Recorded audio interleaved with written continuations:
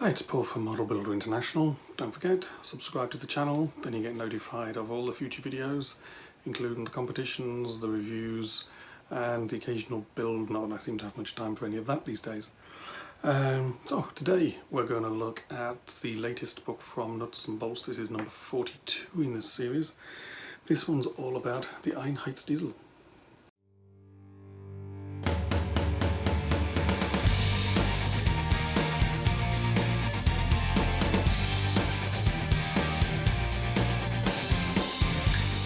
Okay, let's see what's inside the book. So this is Nuts and Bolts Volume 42 on the Einheitsdiesel, big long German stuff there. Basically the standard 6x6 cross-country lorry of the Wehrmacht. So open it up. Inside these are models of the vehicle, and then we're straight into the table of contents.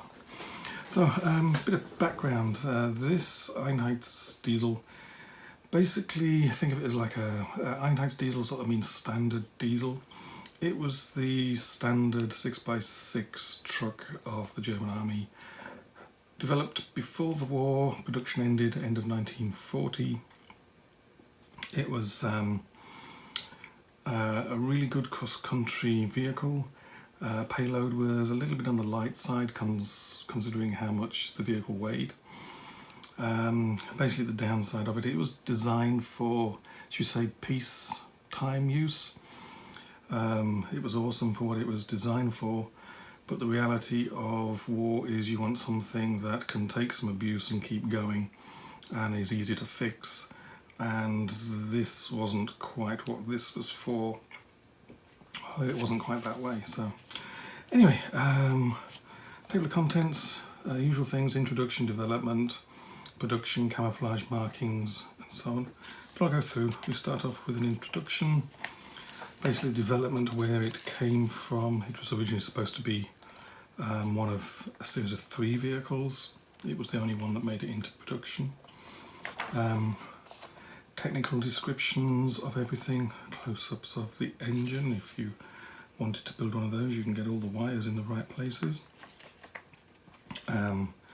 Even it describes things that are sort of odd, like this is an initial air filter, and later on it was changed. Technical descriptions go really in quite a lot of depth. Images throughout. The text is in German and English. The German is perfect. Sorry, the English is perfect, German of course is perfect. Going through all the different variants.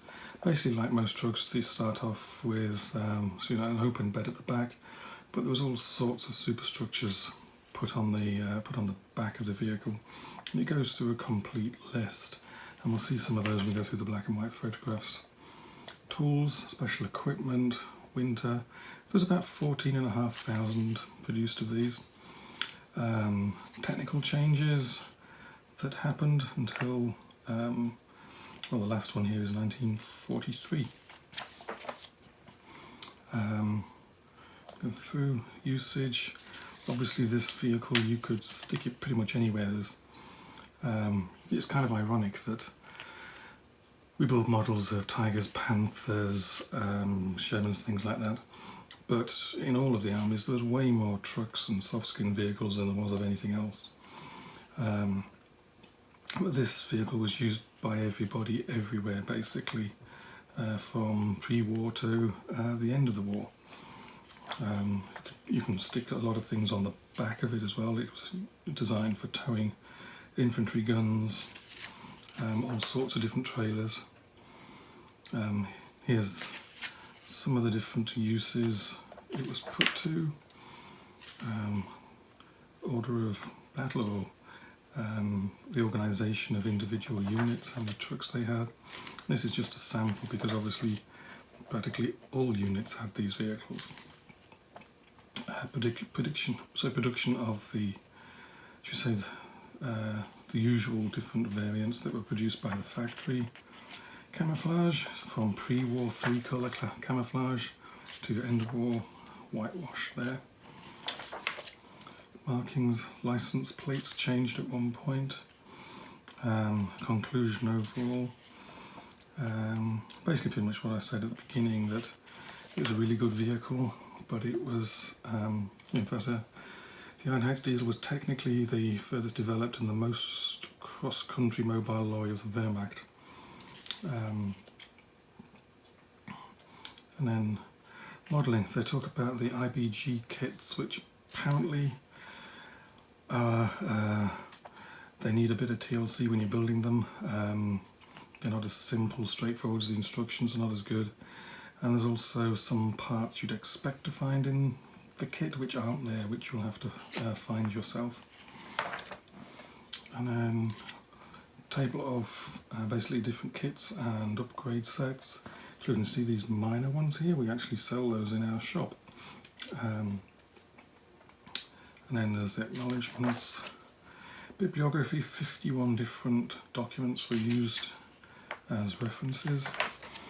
Then onto the contemporary black and white photographs, and it's going through, remember I spoke earlier about the different air filters. There's one, there's a different type, so you can get the engines exactly right. Drivetrain, suspension,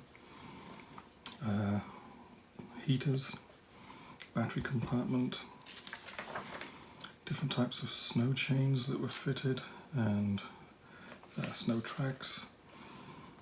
This one actually has a capstan underneath it. There was very few had those fitted. Then going through all the different, there's a production line. And then we start going through all the different variants and get all sorts of details, like the detail inside the hood there. Everything, this was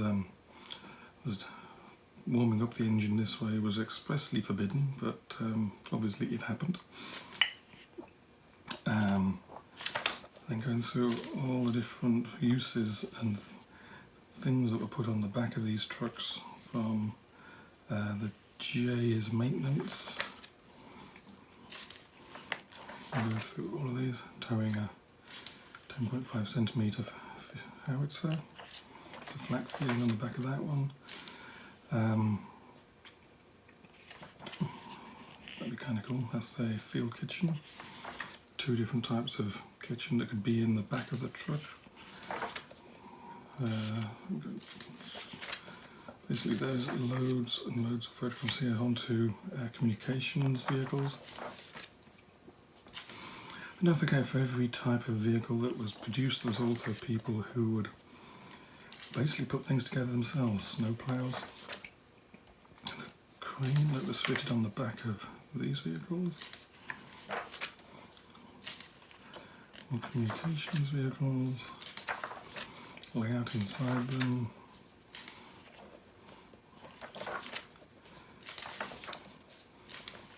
things getting stuck in the mud.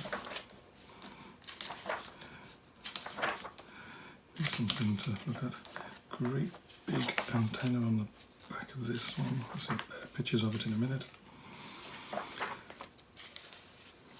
There's lots of photographs showing you just inside these standard vehicles what the inside of them actually look like.